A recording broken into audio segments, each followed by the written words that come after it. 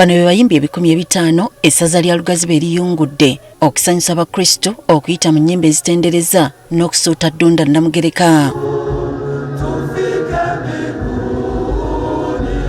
Bavudde mu biga 34 ebikola essaza lya Lugazi. Bwe tubasangidde nga balya mu ndago okakasa nti olunaatuukira olunaku lw'enkya nga wamma bakira ku nnyonza. Balina ennyimba eziri mu nnimi zonna okuli n'Oluswayiri. Kwaya eno tesosodde mu myaka, abavubuka, abakadde n'abato bonna batendekeddwa okuyimba ennyimba ezigenda okuteeka abakkiriza mu mwoyo. Bakira bayimba kuyinza okugamba nti olunaku mulindwa lwa leero olw'okuba kuno kwali kuwandibwako ddusu kyenkana eri buli buyimbi mu kwaya eno, buli omu afuba okulaba nga akasuka eddoboozi awulirwe. N'abakuba ebivuga nabo babikubisa maanyi, si kulwa nga ow'engalabi awulira mu banne. Waliwo akaseera we katuuka n'owulira amadinda gokka, so nga n'ow'omulere agufuuwa waakiri okuyiza omumwa. Ekisinga obukulu ly'essanyu ery'abakuutirwa mu kutendekebwa okw'emyezi 10 kwe bayiseemu.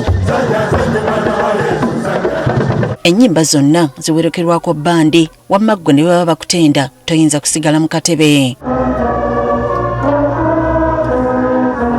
Oyinza okwebuuza abamaze ebbanga lino lyonna ate lwaki batuuka olwaleero nga bakyegezaamu. Martin Ssennyonjo akulira kwaya ya Lugazi Diocese atubulidde ensonga. Kwaya yonna eyeetegese obulungi ejja ku kifo nekola sound check netulaba amaloboozi bwe gagenda okufuluma mu mizindaalo, so kye tuliko wano. Kyokka tugambye nti bafunye okusoomooza okuva mu balamazi ababadde bataataaganya enteekateeka zaabwe. Nga bw'omanyi abantu baba bazze kutendereza Katonda, eno mugezaako okuyimba naye waliwo abalala abatendereza Katonda mu ngeri yaabwe. Asuubizza abakkiriza amaloboozi agataliimu wadde akasikattira.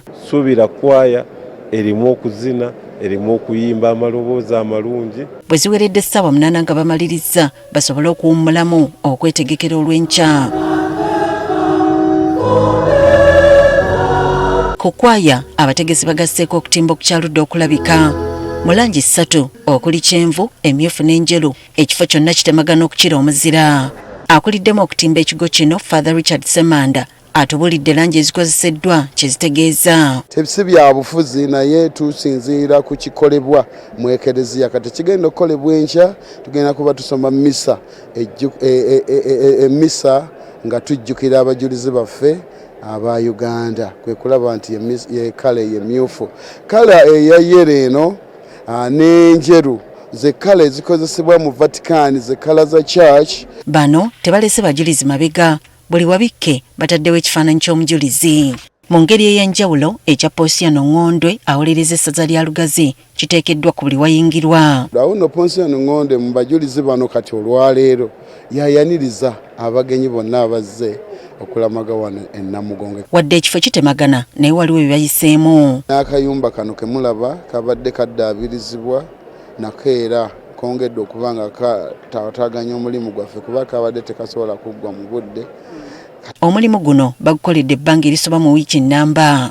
Akulira akakiiko akateesiteesi Father Godfrey Mbowa akuutidde abalamazi okwewala okusitula ebintu ebisusse, okwewala okutaataaganyizibwa ab'ebyokwerinda. Nga ebisala ebyo tebajja kukkiriza kubiyingiza. Era tusaba n'abantu ebintu ebyokunywa ebitamiiza tebajja kubikkiriza. Bw'otunula ekifo kyonna kijjudde abantu ng'oyinza okwebuuza abanejja enkya we banaatuula. Zinaagenda okwera ssaawa 3 nga basasereddoti basimba ennyiriri okwolekera ekitukuvu misa etandike. Susan Nanyanzi, agafeeyo ku Spark TV.